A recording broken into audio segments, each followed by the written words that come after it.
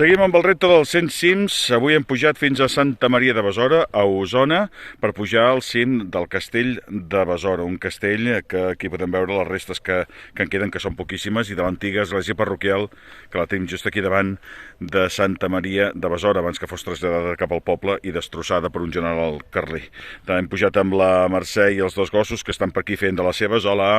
I la veritat és que la vista és esplèndida des de la plana de Vic, el castell dels Torelló que tenim a davant, i també present aquí davant nostre el santuari de Bellmunt.